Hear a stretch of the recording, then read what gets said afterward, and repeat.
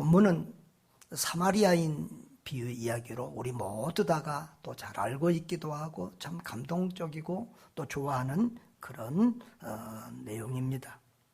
그런데 이것은 실제로 있었던 얘기가 아니라 예수님이 이 현장에서 지어낸 얘기지만, 그러나 뭐 생뚱맞은 엉뚱한 얘기가 아니라 당시의 분위기와 상황에서 능히 있을 수 있는 그런 이야기를 지금 하고 계신 것입니다. 유대인들 입장에서는 굉장히 충격적인 그런 말씀인데요. 예수님께서 이 말씀을 하게 된 배경이 있습니다. 그것을 먼저 살펴보겠습니다. 12장 여기 오늘 25절에 보면은 어떤 율법 교사가 예수님에게 이렇게 질문을 합니다. 좋은 의도가 아니라 시험해서 질문을 합니다. 선생님, 내가 무엇을 하여야 영생을 얻으리까? 자, 율법 교사는 마가복음 12장에는 율법학자라고도 이렇게 표현을 했는데요. 율법을 전문적으로 해석하고 가르치는 학자요 교사입니다. 주로 바리새인들이 율법학자를 했습니다. 그런데 이 율법교사와 예수님의 아주 날카로운 질문과 대화가 이 본문에 계속 진행이 되는데요. 4번이나 서로 질문을 주고받으면서 대화를 이끌어가는 것을 볼 수 있습니다. 유대인들은 어려서부터 이 하브루스타식 교육을 받는데요. 하브루스타 교육은 질문하고 대답하고 토론하고 논쟁하는 유대인의 전통적인 학습 방법입니다. 이 교육법은 지금도 세계에서 가장 훌륭한 좋은 교육법으로 이렇게 인정을 받고 있습니다. 우리 이 젊은 어머니들 자녀들이 있는 분들은 이 하브루스타 교육법 질문을 잘 하기도 하고 아이들이 늘 질문을 하게 하는 그런 교육을 하면 참 도움이 될 것입니다. 이 유대인들은 어려서부터 이런 교육을 받고 자랐기 때문에 이 질문하고 논쟁하는 것이 아주 몸에 배어 있습니다. 그래서 성경을 보면 구약 성경에도 굉장히 하나님도 질문을 많이 하세요. 그리고 신약 성경 특별히 예수님의 삶의 행적을 기록한 사복음서를 보면 예수님과 제자들 사이에도 질문이 많고요. 그리고 예수님과 또 이렇게 이 예수님을 반대하는 사람들과 군중 사이에서도 질문이 매우 많은 것을 볼 수가 있습니다.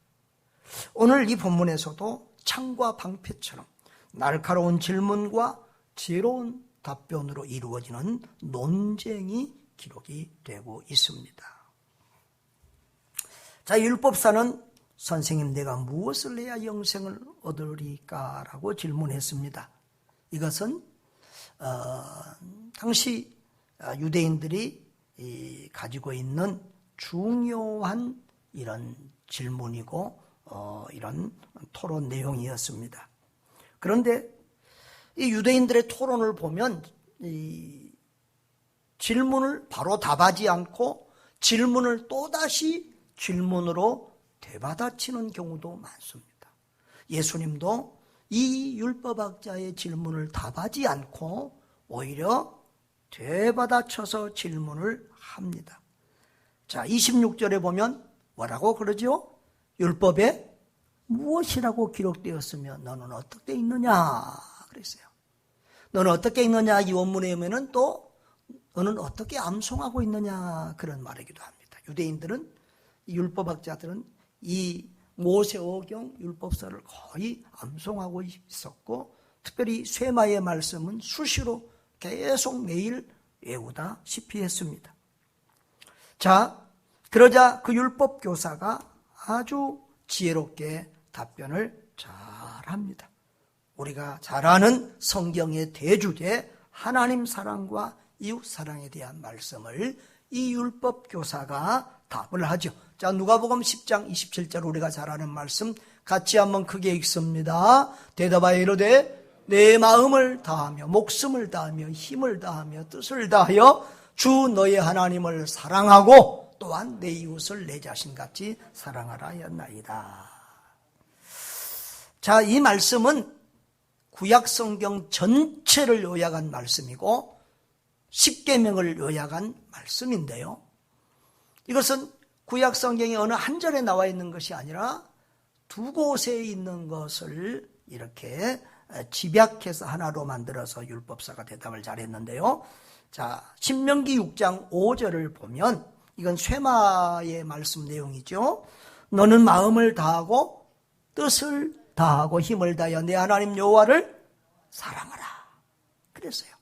이것을 지금 이 율법사는 첫 번째로 얘기하고 있고, 그 다음에 두 번째로 이웃사랑에 관한 얘기는 이 레위기 19장 18절에 있습니다. 같이 읽어보죠. 원수를 갚지 말며 동포를 원망하지 말며 내 이웃 사랑하기를 내 자신과 같이 사랑하라. 나는 여호와이니라. 아멘. 이렇게 이웃사랑에 대한 말씀은 여기에 이렇게 있습니다. 이 두 곳을 잘 요약해서 하나님 사랑, 이웃사랑이라고 하는 이런 성경의 핵심을 잘 요약해서 대답을 했습니다. 자, 그러자 예수님께서 뭐라고 말하죠? 28절에 내 대답이 옳도다. 여기까지는 칭찬 같아요. 그런데 그 다음에 문제입니다.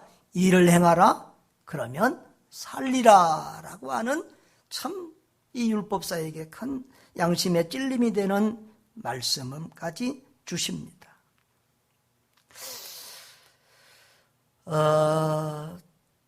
예수님은 지금 이 율법사에게 내가 믿음이 있느냐, 성경을 아느냐, 그러면 그 내가 아는 성경, 그걸로 남을 판단하고 정죄하고 하는 일에 쓰지 말고 그 내가 성경을 안다면 그 성경을 사랑으로 실천하라. 믿음을 사랑으로 실천하라고 주님이 지금 강조하고 있는 것입니다.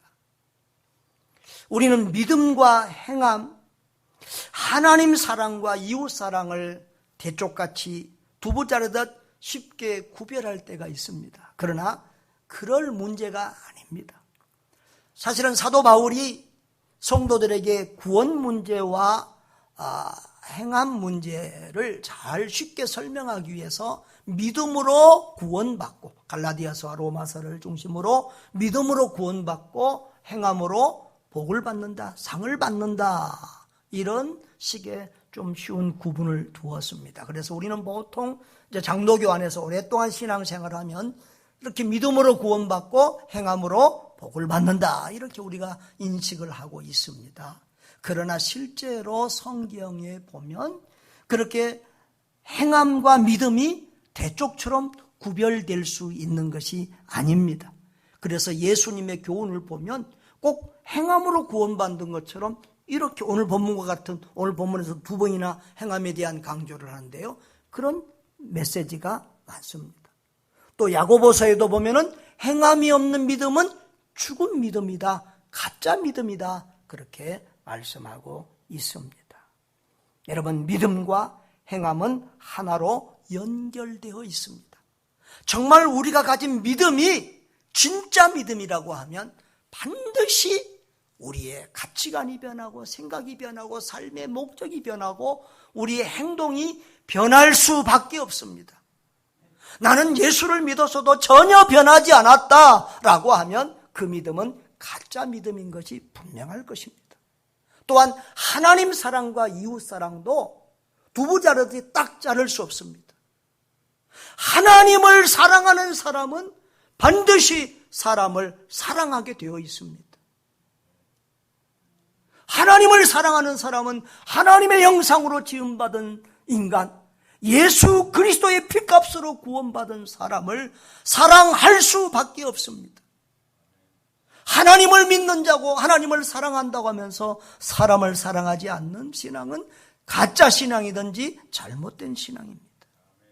그래서 우리는 내가 사람을 어떻게 인식하고 있고 사람을 얼마나 사랑하고 있는지를 우리 자신을 살펴야 할 것입니다. 오늘 이 대화에서 율법사는 이렇게 예수님의 칭찬을 받은 것 같지만 이렇게 동시에 양심의 찔림을 받고 그리고 또 자기를 잘 보이려고 또 이 대화의 주도권을 계속 자기가 또 이기고 잡고 싶은 생각에 또 다른 질문 하나를 던집니다. 29절 같이 읽어볼까요? 그 사람이 자기를 옳게 보이려고 예수께 여짜오되 그러면 내 이웃이 누굽니까? 사실은 이 말이 별말 아닌 것 같지만 오늘 이 예수님의 사마리아인 얘기를 하게 된 동기 핵심 질문이 바로 이것입니다. 오늘 이 본문의 중요한 단어는 이웃이라는 단어예요. 이웃이 누구냐? 이웃 개념에 대한 유대인과 예수님의 다른 모습을 여기에서 지금 비춰지고 있는 것입니다. 이 이웃이라고 하는 이 헬라어 필레시온이라고 하는 단어는 유대인들은 동질적인 집단에 대한 그런 생각을 가지고 있었습니다. 즉 유대인들은 같은 동족이든 것이 같은 종교를 가진 그런 사람들, 같은 유대인 집단을 이웃으로 이해했습니다. 그래서 사마리아 사람들이나 이방인들은 전혀 이웃의 범주에 두지 않았던 것입니다. 자, 그런 율법 교사에게 예수님은 지금 이웃이 누구인가를 설명하면서 사마리아인 얘기를 꺼내는 것입니다. 자, 선한 사마리아인 이야기를 우리가 30절에서부터 35절까지 볼 수가 있는데요. 어떤 사람이 예루살렘에서 여리고로 내려가고 있었다는 거예요. 그런데 그 길에서 강도를 만나서 다 빼앗기고 고반 죽게 됐다. 그런데 그 사람 곁을 세 사람이 지나가는데 유대인들이 존경하는 제사장도 지나가고 레위인도 지나갔지만 그들은 도와주기는커녕 피하여 지나갔다. 그런데 그 너희들 유대인들이 그렇게 혐오하고 조롱하고 사람처럼 생각하지도 않는 사마리아인은 가서 불쌍히 여기고 그 사람을 치료해주고 도와줬다. 자, 이 얘기 속에서 그 강도 만난 사람에게 누가 진정한 이웃이냐? 그렇게 물으면서 주님이 마지막 교훈을 던지는 것이 오늘 본문의 내용입니다. 자, 오늘 우리는 이 예수님의 선한 사마리아인 이야기를 조금 더 분석해 보기로 합니다. 자, 먼저 강도 만난 사람의 이야기를 한번 보겠습니다. 자, 이 사람이 어디로 내려갔다고요? 예루살렘에서 여리고로. 예루살렘은 한 760m의 고지대에 있습니다. 그런데 여리고는 그 지중해 바다보다 더 낮은 250m 더 낮은 곳에 있어요. 그러니까 한 1000m 정도의 경사길을 내려가는데 그 길은 아주 가파르고 굴곡이 심하고 양편으로 골짜기와 암석들이 많아 이렇게 지나다니는 행인과 상인들을 노리는 강도들이 아주 들끓었습니다. 저도 그 길을 가본 적이 있는데요. 우리가 여행 패키지로 가면 그 길 갈 수가 없습니다. 그런데 제가 선교사 때 거기 이스라엘의 고독길 선교사님한테 갔더니 그 길을 가볼 수 있었습니다. 지금도 험한 길이고 또 그 골짜기에는 수도원도 있는 것도 볼 수 있었는데요. 자, 그 위험한 길을 왜 이 사람이 갔는지 우리는 알 수 없습니다. 제롬에 의하면 그 길은 4세기 말까지도 강도들이 자주 출몰했다고 합니다. 자, 그런데 여기서 이 강도 만난 사람의 문제는 무엇입니까? 왜 우리가 그분을 비판하자고 하면 왜 그 길이 그렇게 위험한 길인 줄 알면서도 그 길을 갔느냐라는 겁니다. 그래서 어떤 사람들 생각에는 그 강도 만난 사람에게 일정한 책임이 있다. 오히려 왜 그런 길을 갔어? 이렇게 또 책망할 사람도 있을 것입니다. 그러나 이것은 그 강도 만나 다주고 간 사람에게 또 하나의 더 큰 상처를 주는 말이죠. 우리는 어려움을 당한 사람에게 그렇게 추궁하고 네 잘못이다 이렇게 참 할 때도 많이 있습니다. 지금 우크라이나의 문제도 마찬가지입니다. 우크라이나가 저 크림반도를 그냥 러시아한테 그냥 포기했으면, 돈바스 지역이 자기들이 뭐 독립하겠다 그러고 뭐 하고 그러니까 그냥 포기했으면 이런 전쟁이 없었을 것을 우크라이나가 포기하지 않았기 때문에 이 전쟁이 생겼다. 또 우크라이나가 나토에 가입 안 했으면 이런 전쟁이 안 생겼을 건데 나토에 가입하려고 하기 때문에 이런 전쟁이 생겼다. 그래서 일정 부분이 전쟁에 있어서 우크라이나의 책임이 있다는 시각으로 이야기하는 사람들이 있습니다. 그러나 그것은 정말 강도 만난 사람에게 또 다른 상처를 주는 것입니다. 지금 그것은 저 전쟁광 푸틴의 편을 들어주는, 강도의 손을 들어주는 그런 것과 마찬가지입니다. 그런 논리로 하면 유대인들이 예수님을 죽이고 디아스포라로 흩어져서 살았는데, 여러분 유대인들이 예수님을 십자가에 죽여달라고 빌라도에게 청원했잖아요. 그리고 정말 그 40년 이후에 그때 그 십자가에 죽여달라고 할 때 무슨 얘기를 했어요? 빌라도는 자기 손을 씻고 나는 책임 없다 그러니까 유대인들이 그 죄를 우리와 우리 자손들에게 죄값을 돌리라고 했는데 정말 그들이 그 죄값을 받게 됩니다. 이스라엘이 40년 후에 완전히 로마에 의해서 초토화되다시피 망합니다. 그때 살아있던 사람들이 다 주변 유럽 국가로 흩어집니다. 그들을 디아스포라라고 합니다. 유대인들은 흩어져서도 자기들끼리 군데군데 모아 살았는데 그것을 게토라고, 그런데 유대인 유럽 여러 지역에 있었습니다. 그런데 그들은 그것에서도 악착같이 살고 얼마나 수존노들처럼 돈을 아끼고 모았는지 그 유럽인들에게 유대인들은 늘 이 미움의 대상이었고, 그래서 이렇게 이 문학 작품이나 소설이나 이런 것에도 보면 유대인들을 혐오하는 이런들도 많고, 역사 속에서 유대인들 혐오 이런 재판이나 이런 일들이 많이 있었습니다. 그래서 이 히틀러가 유대인들을 600만을 죽였다고 그러는데 히틀러만 미워한 게 아니라 그 유럽에서 다 미움을 받았어요. 그리고 히틀러만 아니라 독일만 아니라 여러 나라에서 유대인들이 죽임을 당했습니다. 우리는 그것을 보고 유대인들이 잘못해서 그런 일을 당했다고 말을 하면 안 될 것입니다. 불나서 집이 탄 사람에게 불 조심 안 하고 평소에 그 조심 안 해서 일찍 조심 안 해서 불 난 거지 집이 탔지 이렇게 말하면 안 되지 않겠습니까? 지금 전쟁을 당한 그들도 그런 식으로 대하면 안 되는 것이지요. 우리가 어려운 이웃들을 보면 네 잘못이야 이렇게 말해서는 안 될 것입니다. 그 다음에 이 강도 만난 자를 피해서 간 제사장과 레인의 문제를 한번 보겠습니다. 자, 우리가 이것을 연극으로도 교회에서 가끔 보기도 하고 그러는데 3명의 사람이 지나가잖아요. 첫 번째 등장인물이 누구죠? 제사장입니다.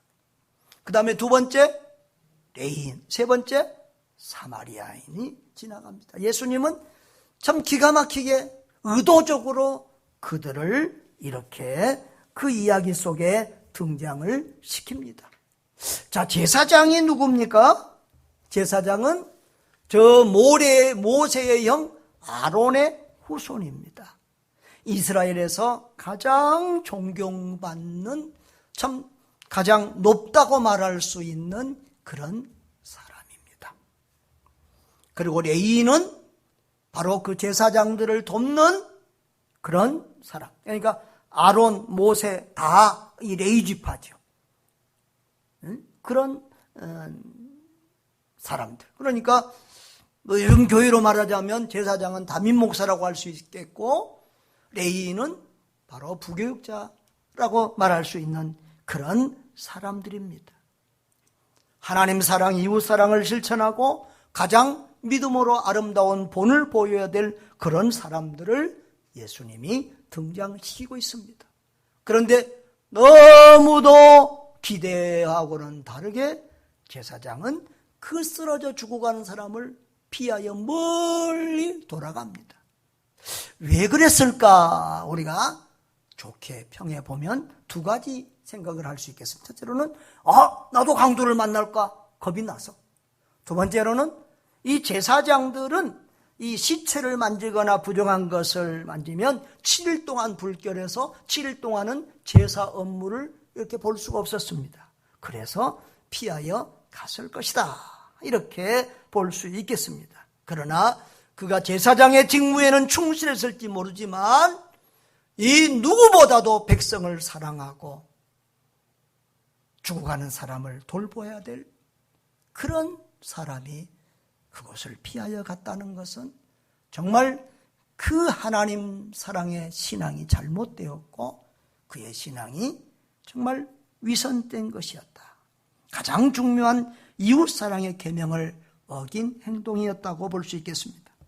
레위인도 마찬가지입니다. 이 레위인은 그 가까이 가서 그 환자를, 그 강도 만난 사람을 살펴보기는 했습니다. 그런데 보기만 하고 또 피하여 도망을 갑니다.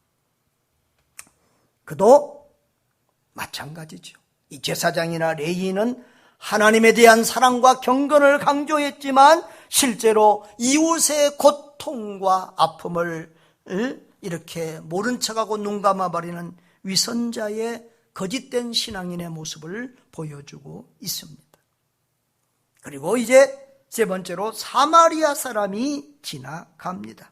그런데 그는 어떻습니까? 33절을 한번 볼까요? 같이 읽어보겠습니다. 어떤 사마리아 사람은 여행하는 중 거기 이르러 그를 보고 불쌍히 여겨 그랬어요. 자, 예수님은 이 강도 만난 사람을 도와준 그 사람을 누구라고 표현하고 있어요? 의도적으로 사마리아인이라고 이렇게 표현하고 있습니다. 그러면 사마리아 사람들은 어떤 사람입니까? 이스라엘 역사를 잠깐 한번 살펴보면 이스라엘 땅은 이렇게 위아래로 남과 북이 굉장히 깁니다. 위에는 예수님이 태어나서 자란 갈릴리 지역, 가운데는 사마리아 지역, 아래는 유다 지역입니다. 구약시대, 분열왕국 시대에 이 북부와 중부는 북이스라엘이었고 남쪽 유다 지역만 이 다윗의 후손인 유다였습니다. 자, 그런데 이 북왕국은 BC 722년에 아수르라는 나라에 망합니다.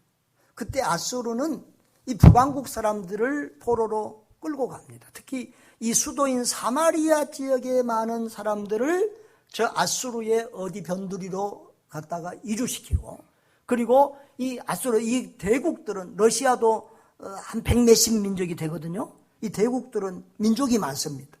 그 아수르의 소수 민족들을 끌어다가 이 사마리아 지역에 살게 합니다. 그러니까 세월이 지나니까 어떻게 됐었겠어요? 이 사마리아와 지역의 사람, 유대인들과 이방인들이 피가 섞이게 되었습니다. 그리고 종교적으로도 이렇게 변질이 왔습니다.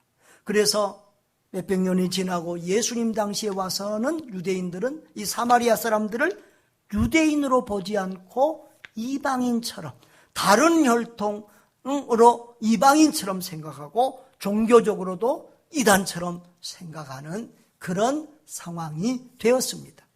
그래서 유대인들은 사마리아인들을 사람처럼 생각하지 않고 짐승처럼 생각하고, 인사도 안 하고 교제도 안 하고 식사도 안 하고, 심지어는 사마리아 땅은 지나가지도 않고 갈릴리에서 빙 돌아다니고 하던 것이 유대인의 모습이었습니다. 예수님은 그런 유대인들 앞에서 지금 정말 강도 만난 유대인을 도와주는 사람은 제사장이 아니고 레인이 아니고 니들이 그렇게 멸시하고 혐오하는 누구다? 사마리아인이다 라고 하는 이야기를 들려주고 있습니다. 그는 그를 불쌍히 여겼다 했습니다.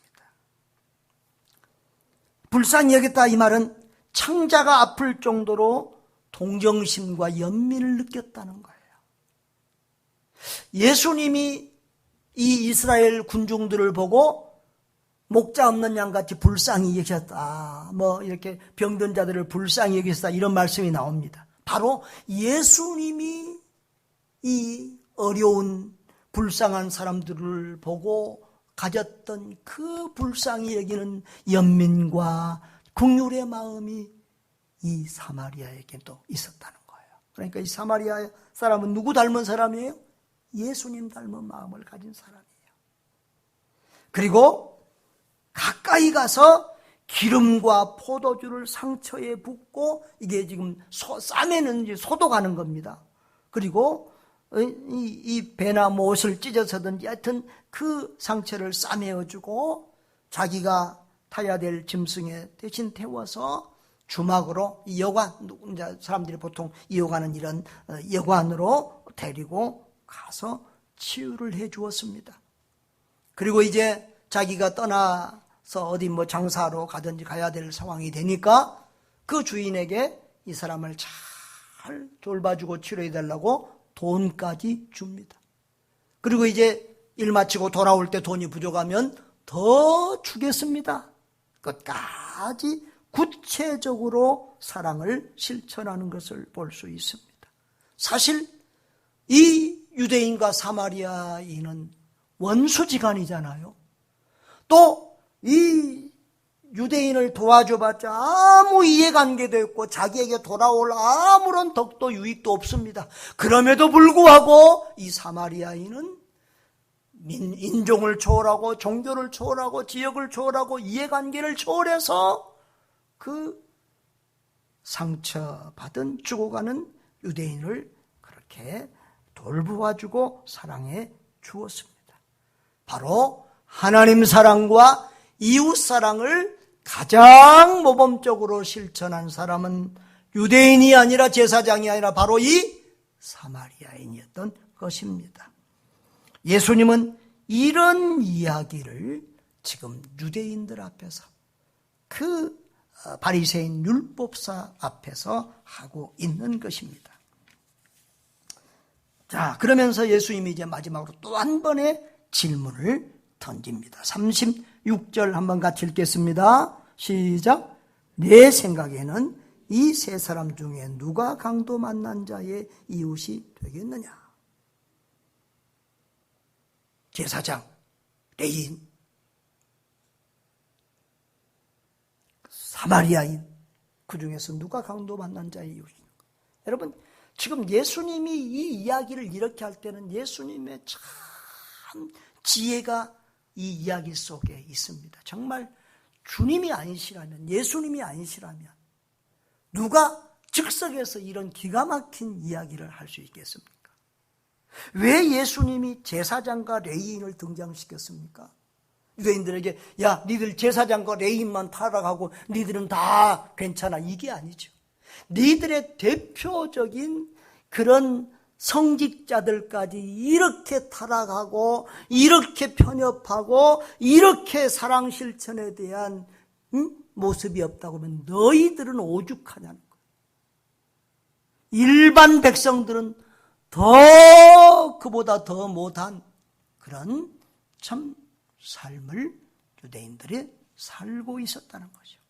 그렇게 교만하고 편협한 유대인들에게 예수님은 사마리아인을 등장시켜서 충격을 주고 있는 것입니다. 그러니까 이 율법사가 뭐라고 대답합니까? 참 사마리아인이라는 말을 차마 못하고 자비를 베푼 자가 강도 만난 자의 이웃이다, 이렇게 말하고 있습니다. 여러분, 오늘 이 설교에서 어떤 개념이 중요하다고요? 이웃이라고 하는 단어 개념이 중요하다는 거예요. 이웃이 누구일까?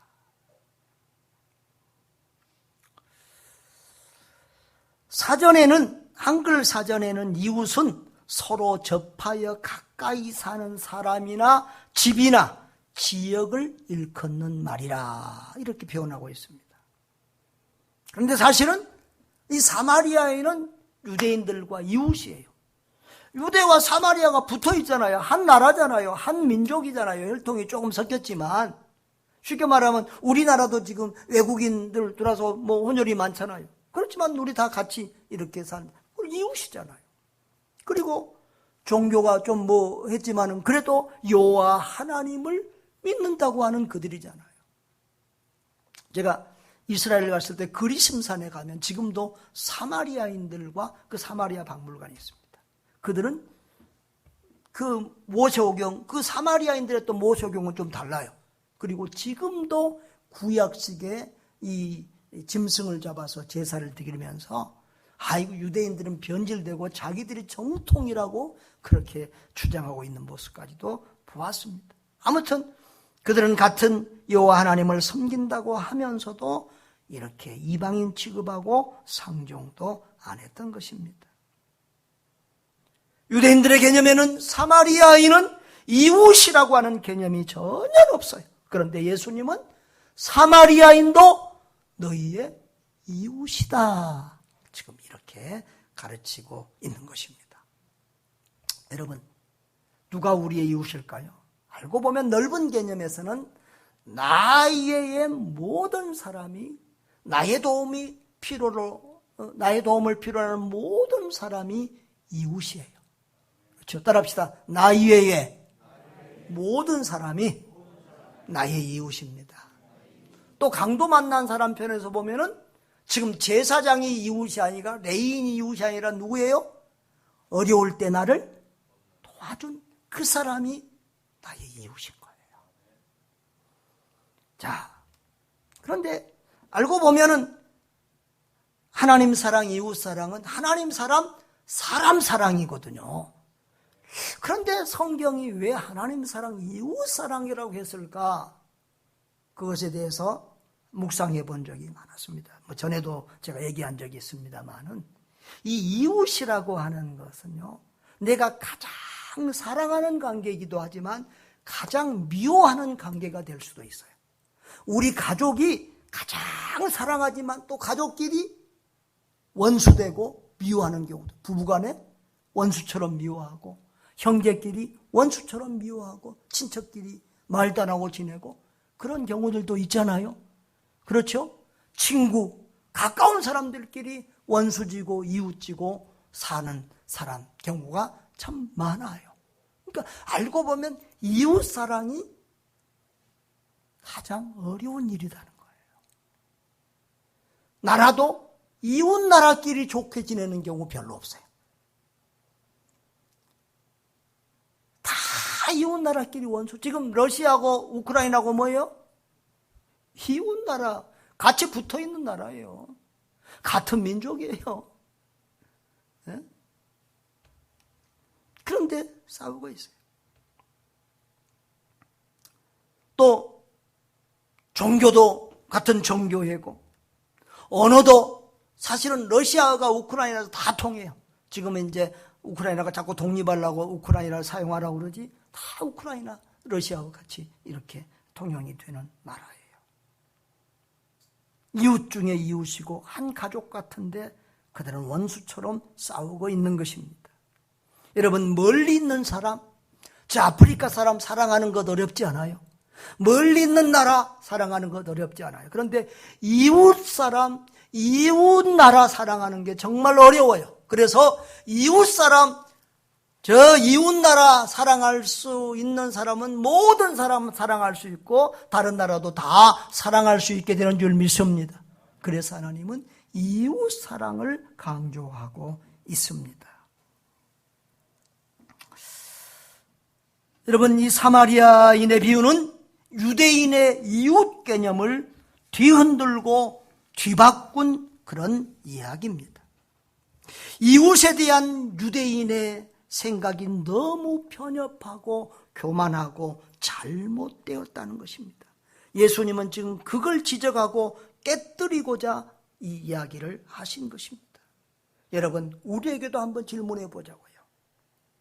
우리가 사랑해야 될 이웃은 어디까지입니까? 누구까지가 우리가 사랑해야 될 이웃이겠습니까? 이것은 매우 중요한 문제입니다. 실제로 유대인들은 이 잘못된 이웃 개념 때문에 하나님 나라 운동, 선교 운동에 아주 충신 역할도 했지만 암적인 역할도 했어요. 예수님이 유언하실 때 뭐라고 그랬어요? 모든 민족에게 복음을 전해서 모든 민족을 제자 삼으라 했잖아요. 예루살렘, 유대, 사마리아까지 땅끝까지로 증인되라고 했잖아요. 그런데 이 유대인들이 이방인들에게, 다른 민족에게 복음을 전하는데 가장 큰 걸림돌이 되었던 것이 유대인들의 이 지나친 선민의식. 하나님은 우리 민족을 사랑하시고 우리만 구원받고 우리만 하나님의 축복 가운데 있다고 하는, 이방인들을 참 무시하고 멸시하고 짐승처럼 여기는 그런 이 편협함과 교만이 이 하나님 나라 운동, 선교 운동의 가장 큰 걸림돌이 되었던 것입니다. 그래서 이 누가복음과 사도행전은 다 누가에 의해서 기록된 한 책과 마찬가지인데요. 이 누가복음과 사도행전을 보면 이방인에게 복음을 전해서 이방인을 선교하는 것이 얼마나 어려운 일이고, 유대인들이 그 벽을 뛰어넘기 위해서는 얼마나 많은 우여곡절과 사건들이 있었던 것을 우리가 이 사도행전에서 특히 잘 볼 수가 있습니다. 여러분, 저는 참 생각하기에 유대인들이 예수님의 이런 말씀을 듣고 회개하고 그들의 교만을 내려놓고, 그리고 참 이방인까지도 사랑하면서 이웃으로 여기고 마음을 넓혔더라면 그들은 저 유대인의 히틀러의 학살을 당하는 그 유럽에서 미움을 받고 그렇게 하는 그런 고통을 겪지 않았을 텐데 하는 그런 아쉬움이 있습니다. 우리도 마찬가지입니다. 하나님이 우리나라, 우리 민족, 나만 특별히 사랑한다는 이런 특권의식을 가지면 그것은 하나님 나라 운동에 큰 걸림돌이 되고 문제가 되는 것입니다. 여러분, 우리의 이웃 개념은 어떻습니까? 누가 우리의 이웃입니까? 저 우크라이나에서 전쟁이 터지니까 어떤 사람들은 우크라이나에 전쟁 터졌는데 우리하고 무슨 상관이야? 먼 나라, 이웃 나라? 그런데 여러분, 어떻습니까? 당장 기름값 폭등하잖아요. 가스비 올라갈 겁니다. 또 환율 올라가고 또 물가 올라갑니다. 지금 러시아와 우크라이나에 우리 많은 기업들이 들어가 있습니다. 러시아 같은 경우는 현대자동차가 거기서 엄청 많은 자동차들을 생산해주고 합니다. 전부 다 문 닫았습니다. 우리나라 경제적으로도 어마어마한 큰 손해를 보게 됩니다. 선교사님들도 우크라이나 선교사님들만 나온 게 아니라 러시아 선교사님들도 다 나와 있습니다. 심지어는 그 러시아로 유학 간 유학생들까지도 한국에서 돈이 안 가니까 큰 고충을 겪고, 어제 우리 러시아 선교사님 얘기 들으니까 심지어는 그 대사관 직원 통장으로 여기서 한국에서 부모가 돈을 보내줘서 그 대사관 직원이 찾아서 전달해지는 이런 사태까지도 생기고 있다고 합니다. 여러분, 러시아와 우크라이나는 서로 가족 친지들끼리 이쪽 저쪽에 다 살아요. 그래서 가족 친지들끼리 지금 총 들고 서로 싸우는 거예요. 우리 고려인들도 우크라이나에 살고 있는 고려인들은 어느 군인이요? 우크라이나 군인으로 참석하고, 러시아에 살고 있는 우리 고려인 동포들은 러시아 군인으로 가서 지금 서로 같은 민족끼리 총을 겨누며 죽이고 싸우고 있는 그런 중입니다. 여러분, 이렇게 온 세계가 우리의 이웃이에요. 코로나로 저는 참 이웃이라는 개념을 더 가까이 느낄 수 있었는데요. 중국 우한에서 한 사람에게 걸렸던 이 코로나가 삽시간에 온 세계로 퍼져서 세계인이 코로나로 지금 3년 동안 이 고통을 당하고 있는 거예요. 그러니까 온 세계인이 다 뭐라고요? 이웃이다. 우리 이웃 개념이 달라져야 될 줄 믿습니다. 가까운 사람이나 동족만 아니라 세계가 다 이웃이다.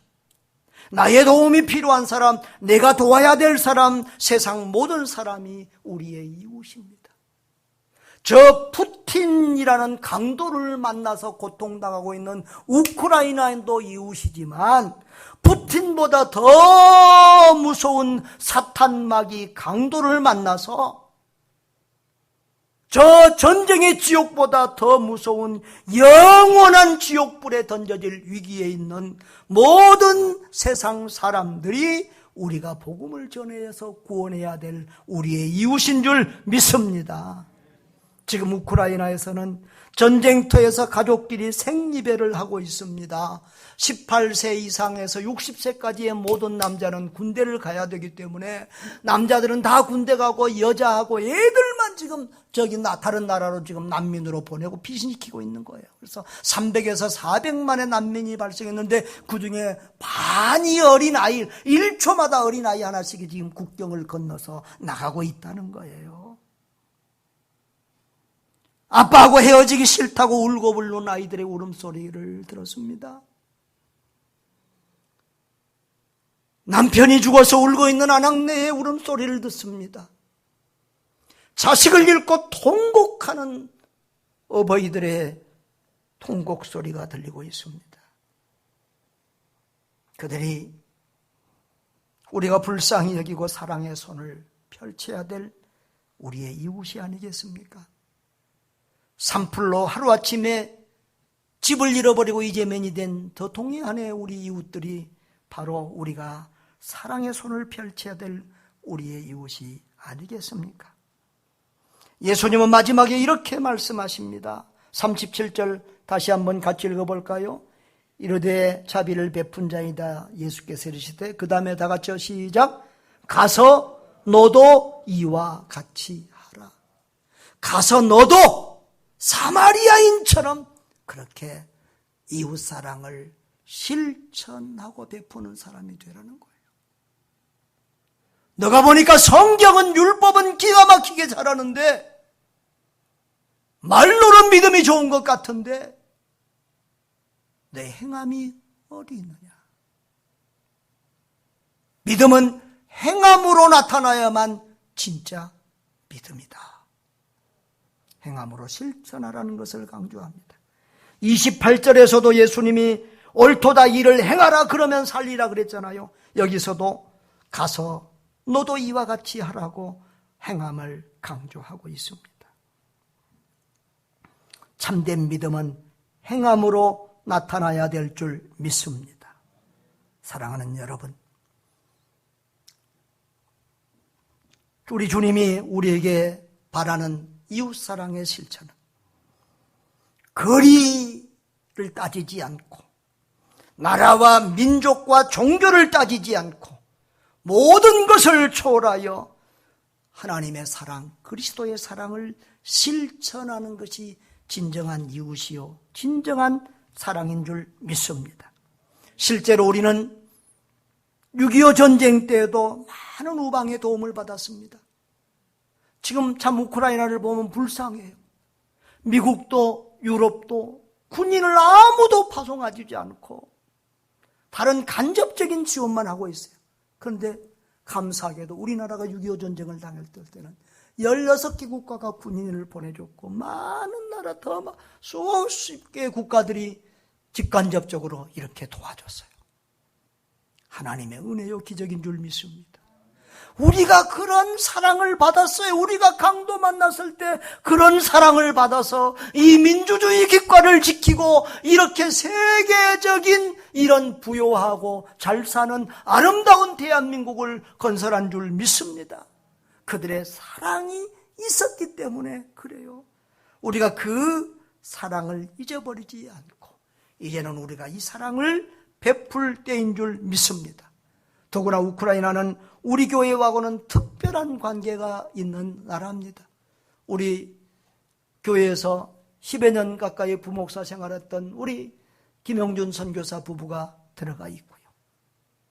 그리고 거기에 우리 교회들, 우리 성도들이 생기지 않았습니까?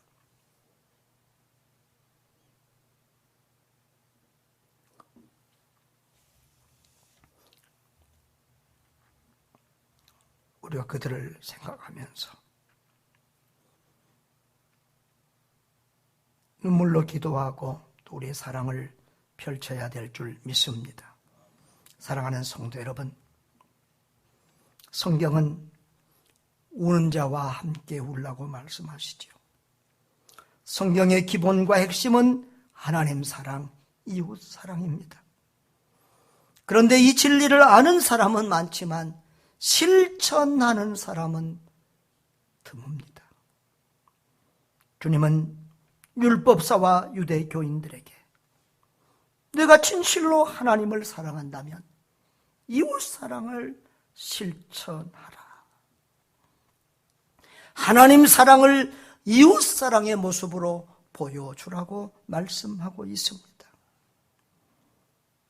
하나님 사랑, 이웃 사랑, 특별히 어렵고 힘든 이웃들에게 예수 사랑을 실천함으로 이 시대의 아름다운 사마리아인들, 작은 예수들이 될 수 있기를 주님의 이름으로 축복합니다.